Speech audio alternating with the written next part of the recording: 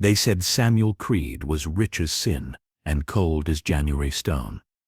For 15 years, every woman who tried her luck at his gate turned back empty-handed.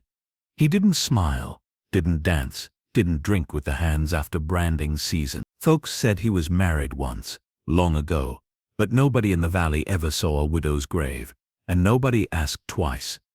Then one gray November morning, a quiet young woman in a faded blue dress rode up to his ranch, stopped at the iron gate, and waited. She didn't shout, she didn't call for him, she just waited, calm as if the frost in the air had never touched her. By nightfall, the hired men whispered from the bunkhouse windows that Samuel Creed had stepped out of the main house and gone down to meet her himself, and by dawn, smoke was curling from the chimney again. The first time in years, that's how it started. But it sure as hell isn't how it ended. The Creed ranch sat 10 miles outside the nearest town, a stretch of land so quiet, the wind seemed to think twice before crossing it. Samuel built it himself, after the war, when men came back broken, and the land came cheap. They said he'd fought at Shiloh, though nobody knew which side. He never talked about it, not even when whiskey loosened the tongues of others around the fire. Every spring, matchmakers came from town, ranch widows, saloon girls, preachers' nieces, they all tried.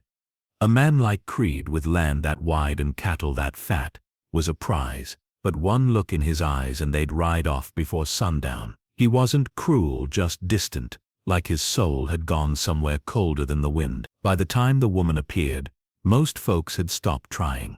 Her name, they said later, was Evelyn Hart, though that wasn't the name she used when she first arrived. Nobody heard her last name until much later, when the papers came down from Shire. Back then she just called herself Eve, said she'd come looking for work.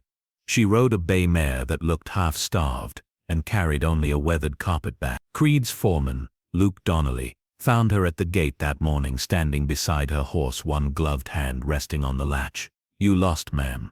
he'd asked, chewing on a piece of straw. She looked up, eyes pale gray and steady.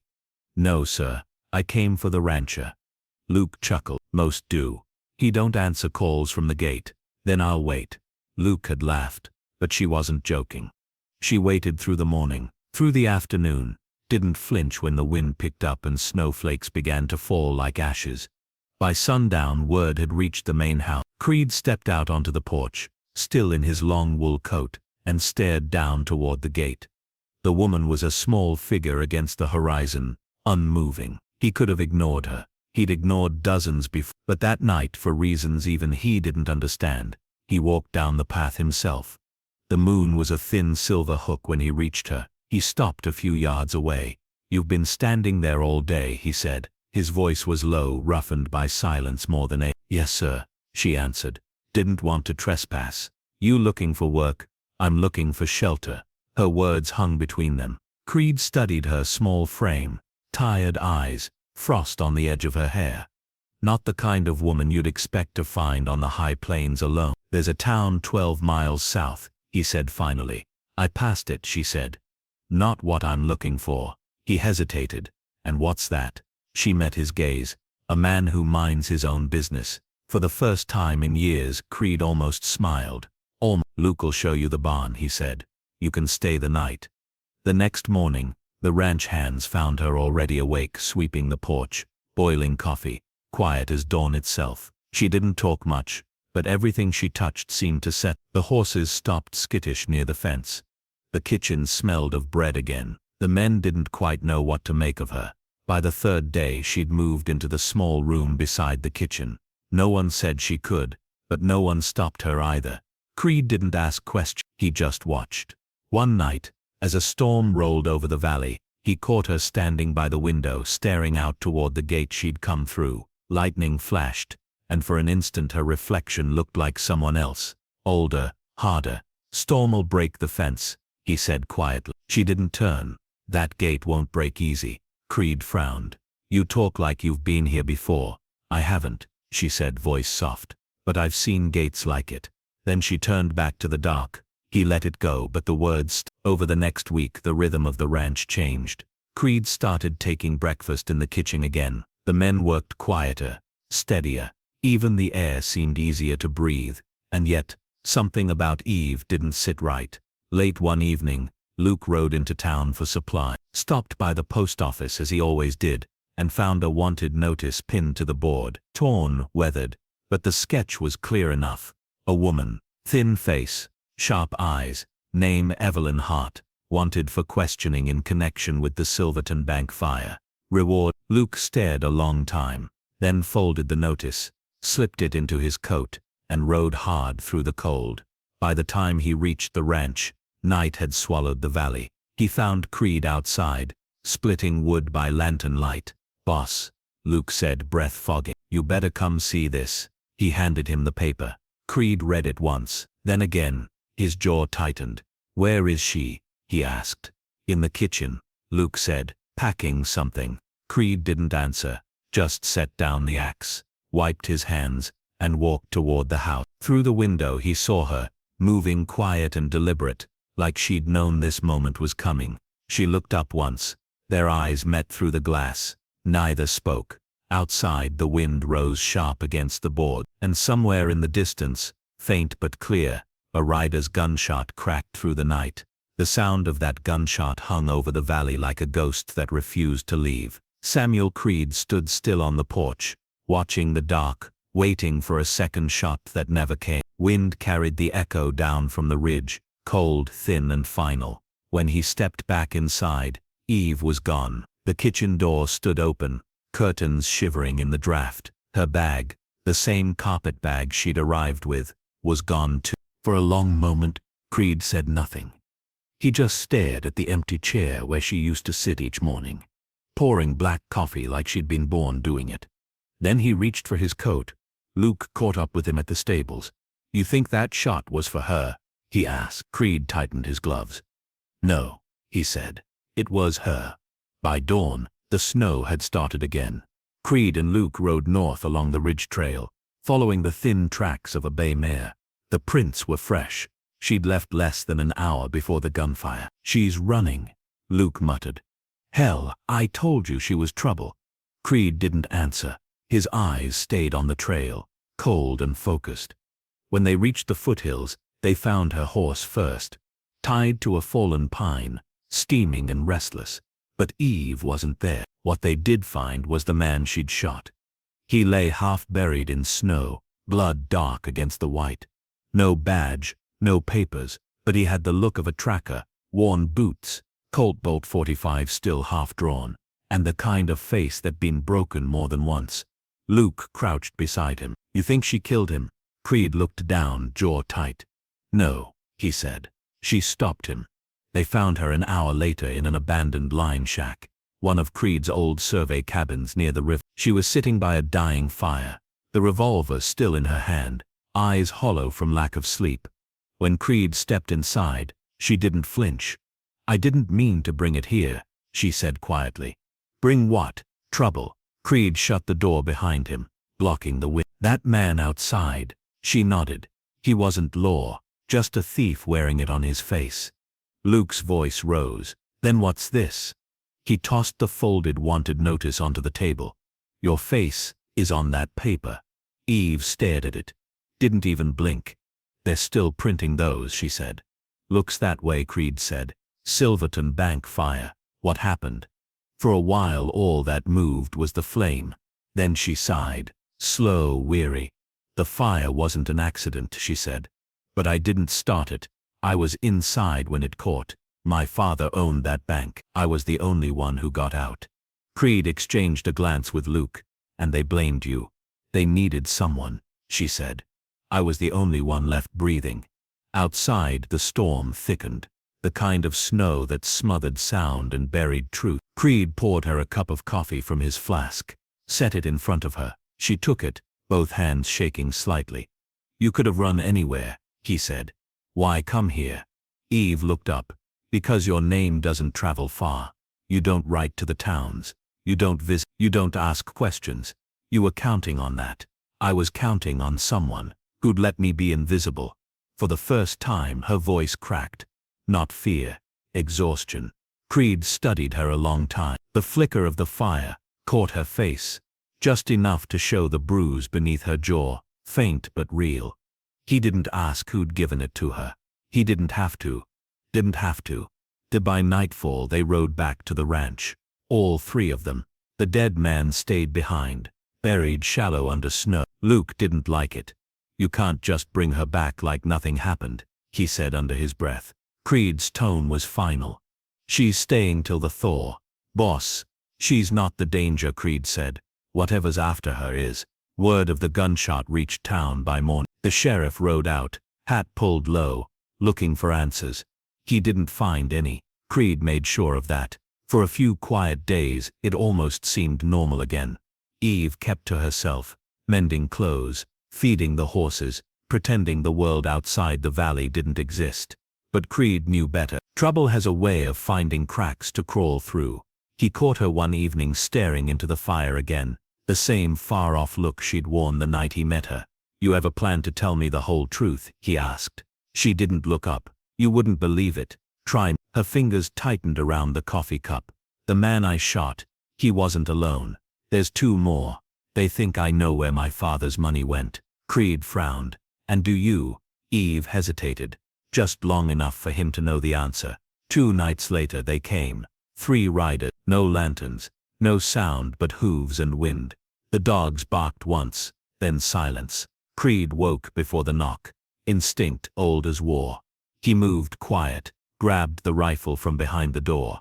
Luke was already up, pulling on his coat. "What do we do?" Luke whispered. Creed didn't answer. He looked toward the kitchen. The back door was open. She was gone again. They found her outside, walking straight toward the men waiting by the fence. The moon caught her pale hair, turning her into something almost spectral. "Eve," Creed hissed. She didn't. The leader of the riders dismounted, tall, clean-shaven, the kind of man who smiled when he lied. "Evening, miss," he said. "You've had us chasing ghosts all the way from Silverton." Eve stopped a few paces short. "You should have stayed there." He laughed. "And miss out on the fortune your daddy hid." "I don't think so." He nodded to his men. "Take her." Before they could move, a voice cut through the dark. "You'll have to take her through me." Creed stepped from the shadows, rifle raised. The leader's grin faded. "Well, damn," he said softly. "Didn't think the old hermit had a spine left." "Try me," Creed said. Tension cracked like lightning. Nobody breathed. Snow drifted between them, silent and bright under the moon. Then, movement. One rider reached for his gun. Creed fired first. The blast echoed off the hills. Horses reared. Men shouted. Snow turned to chaos. Creed dropped the second before the first hit the ground. The third bolted, gone into the trees. When the noise faded, the only thing left was the steam from the horses, and the smell of gunpowder hanging heavy in the cold air. Eve stood frozen, breath clouding in the light. Creed lowered the rifle. "You done running?" She met his eyes, trembling. "That depends," she whispered. "You done hiding?" Creed didn't answer. The wind picked up again, scattering snow over the bodies at the fence. Far to the north, thunder rolled, but there wasn't a storm in sight. Just something coming, something neither of them could stop. The morning after the gunfight, the valley was quiet again, too quiet. Snow covered everything in a clean white lie, as if the night before had been nothing but bad dreaming. The bodies by the fence were gone before noon. Creed and Luke buried them out near the cottonwoods, unmarked graves that would be forgotten by spring. Eve didn't speak a word through it all. She just stood by the barn, her face pale against the gray sky, hands folded like she was praying for the earth to take them quick. When it was done, Creed turned to her. "You need to tell me the rest," he said. Her voice barely carried. "You wouldn't want to know. I already do." She looked at him a long time, then said softly, "Not here." That night, after the men had gone to their bunks, she led him to the old cellar under the main house. The door was warped from years of disuse, and dust lay thick on the steps. Creed hadn't been down there since the spring after the war. A single lantern lit the room. Rough stone walls, shelves of forgotten tools, and the faint smell of oil and time. "This place feels like it remembers things," Eve whispered. Creed set the lantern on a barrel. "It does." She hesitated, then knelt near the far corner. "Help me move this." They shoved aside an old trunk and a pile of firewood, until bare planks showed beneath. One of them was newer, replaced not long ago. She pried it loose with a rusted knife. Beneath the floorboards lay a small iron box, sealed with wax and wrapped in oilcloth. Creed froze. "You put that there?" "No," she said. "You did." He stared. "I've never seen it before." Her gray eyes lifted, catching the lantern glow. "You have. You just don't remember." Eve unfolded the cloth, slow and deliberate. Inside lay a stack of old letters, yellowed and tied with string, and beneath them, a revolver with the initials JHC carved into the handle. Creed's throat went dry. He picked it up like it might vanish. "Where'd you get this?" "Silverton," she said. "From my father's office before it burned." He turned the gun over in his hands. The carving was clear. His own brother's initials, James Henry Creed. For the first time in 15 years, Samuel Creed felt the ground shift under him. "My brother died in that fire," he said slowly. Eve's voice trembled. "No, Mr. Creed. He didn't die. He started it." The silence that followed was thick enough to choke on. Eve sank down on the floorboards, eyes fixed on the gun. "He worked for my father, managed his accounts, handled the freight line contract. But something went wrong. There was money missing, more than a man could explain. When my father found out, he confronted him. I was in the hall. I heard them shouting." She swallowed hard. "Then I smelled smoke." Creed's jaw clenched. "You're saying James burned that bank to hide his theft?" "I'm saying your brother tried to kill my father," she said. "But he didn't know I was there. He locked us both inside. When the fire caught the walls, my father shoved me out a window. He didn't make." Creed's face hardened, but his voice stayed low. "And James?" She looked up at him. "He disappeared. Some say he died. Others say he ran north with the money. Either way, they blamed me." Creed stared at the letters, his brother's handwriting, unmistakable. The same sharp slant, the same careless loop on the J. He opened one. "Sam, I'm not proud of what I done, but a man don't get to choose the debts he pays. You stay out of this. I'll make it right my own way. No date, no address, just guilt pressed into ink." Creed folded it carefully, his hands trembling. "You should have told me sooner. You wouldn't have believed me sooner." She was right.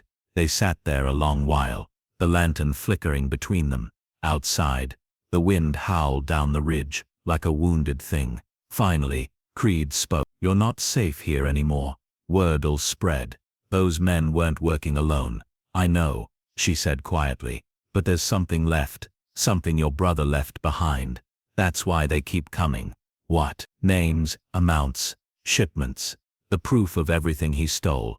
It's hidden somewhere. He thought nobody would look." Creed frowned. "Where?" They tore through the place for hours. Drawers, rafters, loose boards. The house creaked like an old confession. Around midnight, Eve found it, a false panel behind the fireplace stones. Inside was a single leather-bound book, burned at the edges, but legible. Creed flipped through it, pages filled with columns of figures, rail lines, bribes, freight contracts, under false names. At the bottom of one page he found a signature, J.H. Creed. His stomach turned. "God damn you, James." Eve watched him, quiet but steady. "Now you know why I came here. You think I'd let my brother's ghost ruin this ranch?" he said bitterly. "I think your brother already did," she replied. For the first time in years, Samuel Creed felt the past claw its way back into the present. He saw himself and James as boys in Tennessee, one steady, one wild. They'd fought side by side in the war, bled together, starved together. When the bullets stopped, James turned to gold and Creed turned to dust. Now here it was, all of it burning again. He looked at Eve. "You should leave before daylight." She shook her head. "If I go, they'll find me. You have the ledger now. You're the only one who can clear my name." Creed rubbed a hand over his face. "And damn my brother's memory in the process." Eve's voice softened.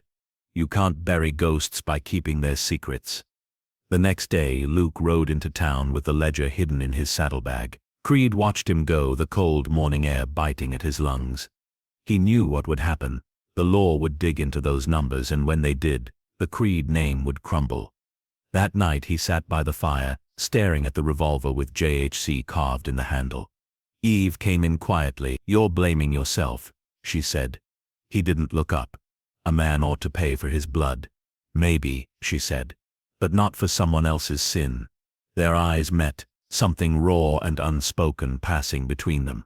Two broken pieces of the same story, finally fitting together. Before he could answer, a light flared outside. Torches on the ridge, moving fast. Not lawmen. Too many. Too quiet. Eve saw it too. "They found us," she whispered. Creed stood, rifle in hand. "Get to the cellar." She didn't move. "If they came for the ledger, Luke's already." A gunshot cracked through the window, splintering the table beside them. "Down!" Creed shouted. Eve dove behind the hearth as bullets ripped through the shutters. The sound of hooves thundered up the drive. At least 6 men. Creed returned fire, each shot echoing off the hills. The door rattled on its hinges, then blew open under a boot. A tall figure stepped inside, face hidden under a black hat, voice like gravel. "Eve and Creed," he said. "You've got something that belongs to me." Creed leveled his rifle. "You're a little late." The man smiled. "Then I'll take what's left." His gaze shifted to Eve, and for the first time Creed understood. This wasn't just about money. The man in the black hat took one slow step into the doorway, boots crunching over broken glass. The firelight from the hearth caught his face, scar across the jaw, eyes cold and easy. The kind of man who'd learned to kill before he learned to pray. "Name's Porter." "I used to work for your brother, until he decided he didn't need partners anymore." Creed's grip on the rifle tightened. "James is dead." Porter smiled. "Oh, he's dead. All right, but he left me short $100,000. I figured his big brother might be sitting on what's left." His men fanned out behind him, 4 shadows, guns drawn, circling the room like wolves. Eve stepped from behind the hearth, holding her own pistol steady. "You're after the ledger. It's gone." Porter looked at her, then laughed. "Gone where, sweetheart? To the sheriff, or to hell with the rest of your family?" Creed's voice was a low growl. "She's not your concern." Porter's grin widened. "She was James's concern once. Didn't he tell you? She was supposed to be his ticket out." Eve froze. "That's a lie, is it?" Porter took another step forward. "He planned to run with your daddy's gold and the girl too. Only the fire went bad. She ran, and he ran faster." Creed's heart hammered once hard. For a moment the room blurred, and he saw his brother's face again, younger, smiling, promising him the world. Then Creed's world narrowed to a single point.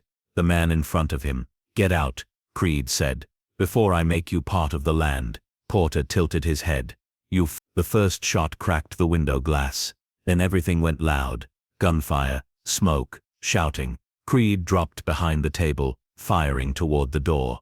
Eve moved fast, sliding across the floor to reload, calm as a soldier. Luke burst through the back door, shotgun blazing, yelling, "Get down!" The fight turned the house into a thunderstorm. Each gunshot lit the room for an instant. Brief flashes of faces, fear, fire. Porter's men pushed forward, but Creed and Luke drove them back. Bullet by bullet, 2 went down, one screaming, one silent.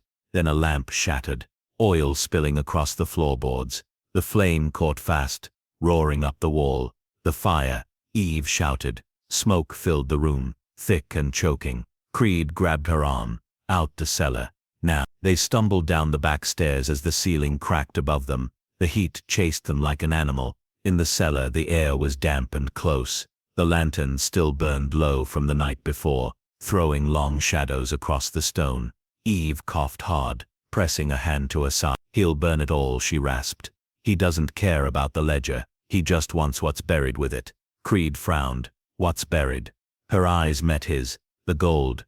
The realization hit, like a hammer. The fire in Silverton. The missing money. The ledger. James hadn't just stolen it. He'd hidden it here. Creed turned, staring at the floorboards beneath their feet. The same spot they'd uncovered the night before. "He buried it under his own house," he said. Eve nodded. "He figured no one would ever look where guilt lived." Above them, the gunfire stopped. Only the crackling of the fire remained. Then came footsteps, heavy, slow, coming down the stairs. Porter's voice echoed through the smoke. "You should have stayed out of this, Creed. Could have lived quiet the rest of your life." Creed raised his rifle, eyes fixed on the stairwell. "I tried that once. Didn't take." Porter appeared in the doorway, gun in hand, face half lit by flame. The ceiling groaned overhead. "This ends tonight," Creed said. Porter smirked. "You're damn right it does." They fired at the same time. The blast slammed the air from the room.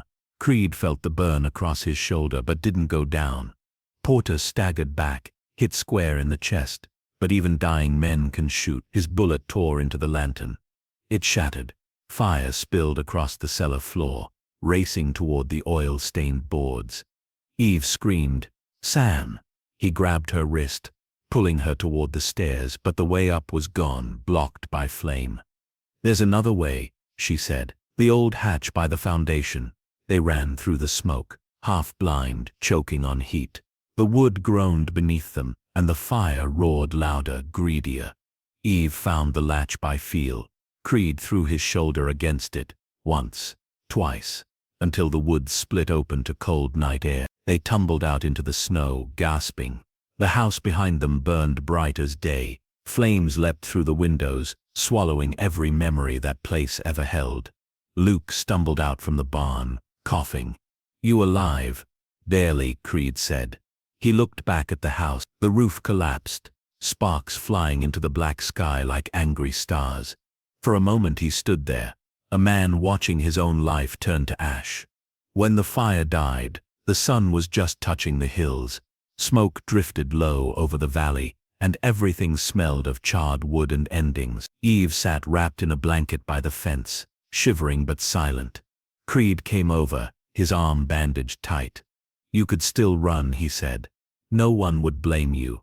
She looked up at him, eyes red but steady. "You'd still take the blame if I did." He said nothing. She nodded toward the ruins. "The gold's gone, isn't it? Buried deeper than hell now." "Good," she said softly. "Maybe it'll stay there." Later that day, Luke returned from town. "Sheriff's riding out," he said. "Said he got your message, and the ledger." Creed nodded. "He'll clear her name." "And what about yours?" Luke asked. Creed looked toward the burned house, smoke still curling from the beams. "Some names don't get cleared, just quieted." Eve stood, brushing snow from her dress. "Then maybe it's time we both start new ones." He met her eyes, that same gray calm that had first stopped him in his tracks at the gate. "You planning to stay?" he asked. She smiled faintly. "If you'll have me." He didn't answer right away, just looked out over the valley, the land, the sky, the world that somehow still kept turning. Finally, he said, "Gates open." That night, as the last embers cooled, Creed walked back to where the cellar had been. Beneath the ash, something gleamed. He brushed it aside with his boot. The revolver, JHC carved deep into the handle. He picked it up, weighed it in his hand, then dropped it back into the dirt. "Rest, now, James," he murmured. "You took enough." Behind him, Eve's voice broke the silence. "Come inside. You'll freeze out here." He turned. She was standing on the porch of the bunkhouse, wrapped in a blanket, a faint light glowing behind her.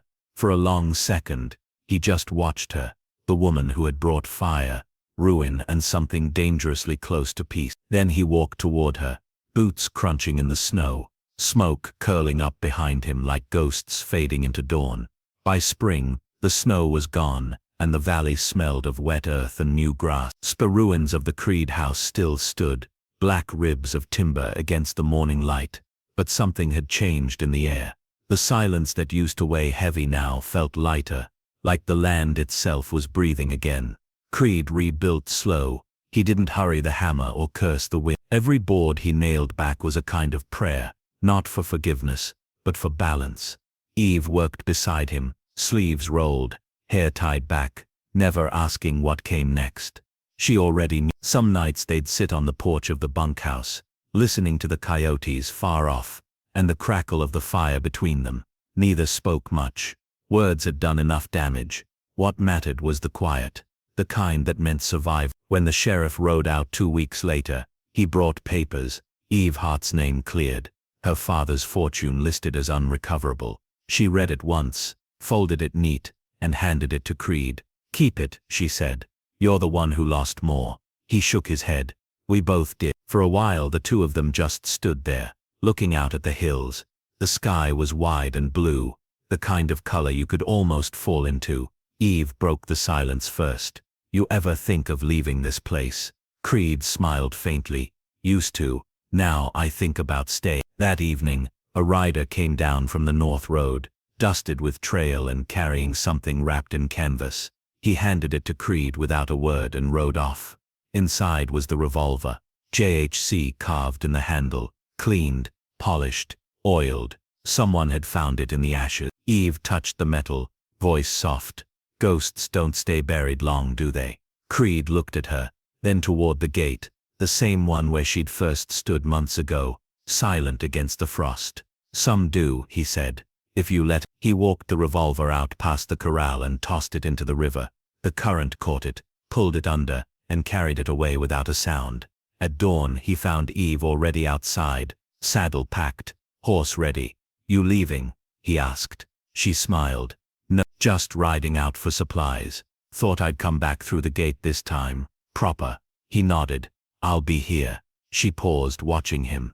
"You always were." And with that she rode off into the sunrise, a streak of pale blue against the gold horizon. Creed stood at the gate, watching until she disappeared beyond the ridge. Then he turned back to the ranch, smoke curling from the chimney again, the first in years. And finally, the cold man of the valley exhaled. End of story.